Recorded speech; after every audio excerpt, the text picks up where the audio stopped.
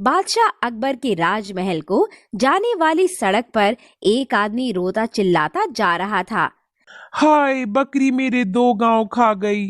सभी लोग आश्चर्यचकित थे कि बकरी 2 गांव कैसे खा सकती है।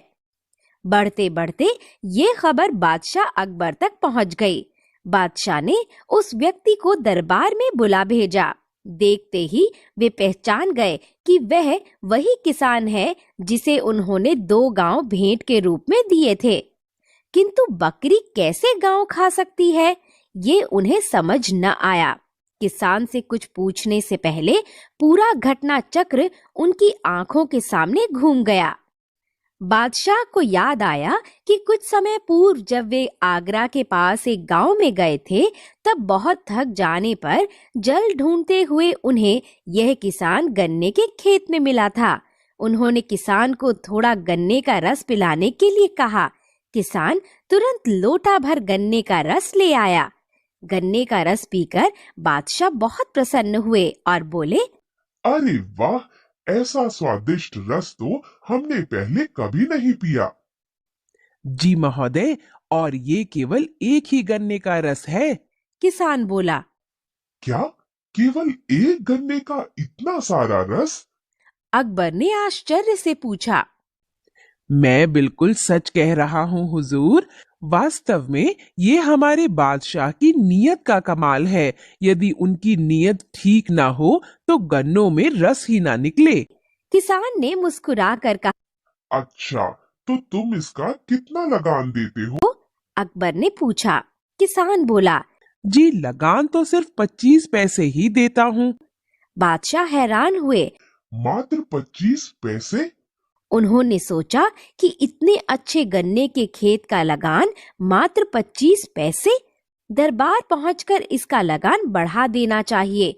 कुछ देर इधर उधर की बातें करने के उपरांत बादशाह ने किसान को 1 लोटा रस और पिलाने के लिए कहा।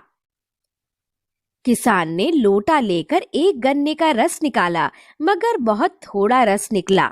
किसान ने एक के बाद 3-4 गन्ने तोड़कर उनका रस निकाला, मगर इस बार इतने गन्नों से भी लोटा नहीं भरा।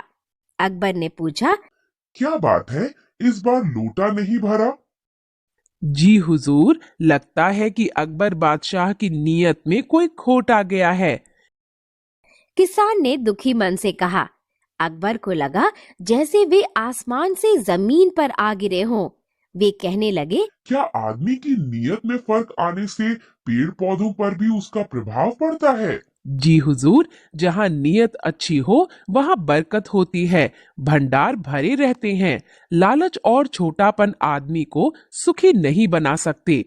किसान ने उत्तर दिया। बादशाह को लगा कि आज वह पहली बार किसी से इंसानियत का पाठ पढ़ रहा है। उन्होंने पूछा। क्या तुम जानते हो मैं कौन हूँ? नहीं हुजूर।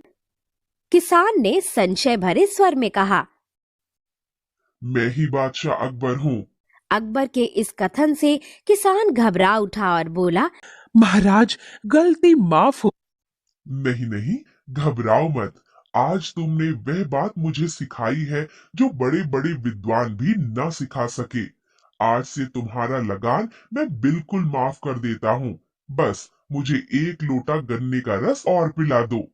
किसान प्रसन्न होकर खेत में गया। इस बार फिर एक ही गन्ने के रस से लोटा भर गया।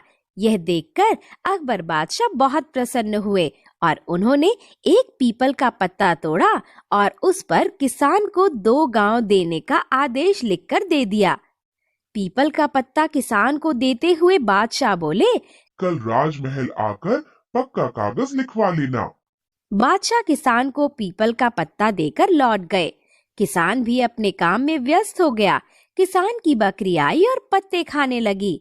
उन्हीं पत्तों में वह पीपल का पत्ता भी था। किसान के तो पैरों तले जमीन खिसक गई।